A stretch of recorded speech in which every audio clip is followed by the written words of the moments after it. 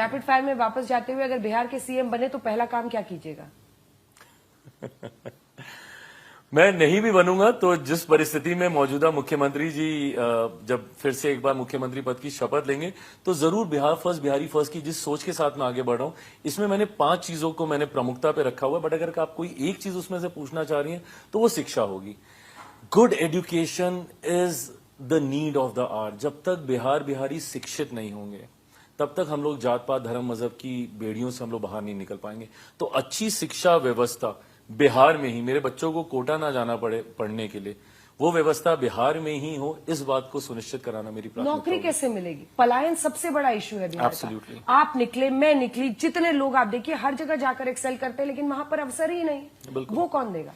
नहीं, और ये मेरे लिए अगर बिहारी पलट के आपसे पूछ लेगा रैली में कि बिहार में काबा चिराग जी, तो क्या जवाब दीजिएगा उसको? बिहार में काबा, आप बताइए मुझे, बिहार में काबा।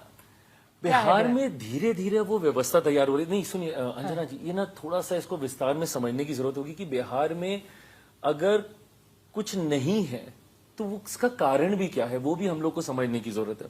बिहार एक ऐसा राज्य रहा है जिसकी विडंबना रही है कि लंबे समय तक ना विरोधाभास की सरकारें हमारे राज्य ने देखी हैं। आज जब मेरे प्रधानमंत्री डबल इंजन की सरकार का जब वो जिक्र करते हैं तो उसका उदाहरण उत्तर प्रदेश जैसे राज्यों में हम लोगों ने देखा जब दोनों सरकारें एक सोच की होती हैं। बिहार में लंबे समय तक, and there was a time on a stretch for 27 years continuously, जब केंद्र में कोई और सरकार, राज्य में कोई और सरकार। केंद्र में जब यूपीए की सरकार होती थी तो बिहार में मुख्यमंत्री जी और भाजपा मिला के एनडीए की सरकार चलाते थे। जैसे ही केंद्र में एनडीए की सरकार आई 2014 में, तो 2015 में महागठबंधन की सरकार आ गई बिहार में। अब जब एक लंबे समय के बाद बिहार को डबल इंजन की सरकार मिली है, आपने देखा होगा ये कोई सामान्य बात नहीं। 8 बार मेरे प्रधानमंत्री तीसरे कार्यकाल में 8वीं बार वो बिहार जा चुके हैं और हर बार हजारों करोड़ की योजना लेके जाते हैं। देश में कभी एक जमाना होता था मात्र 2 एम्स होते थे, आज तो 2 एम्स हमारे बिहार में। तेजस्वी जी पूछते हैं स्पेशल पैकेज कहाँ है?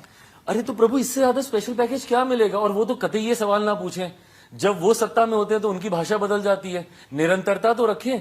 उन्होंने भी तो बिहार में मुख्यमंत्री जी के साथ मिलकर सरकार चलाई थी, उस वक्त क्यों नहीं उनको स्पेशल पैकेज याद आते हैं? या जब उनकी अपनी खुद की सरकार थी, उनके परिवार के 2-2 मुख्यमंत्री थे, उस वक्त क्यों नहीं उनको स्पेशल पैकेज याद आता?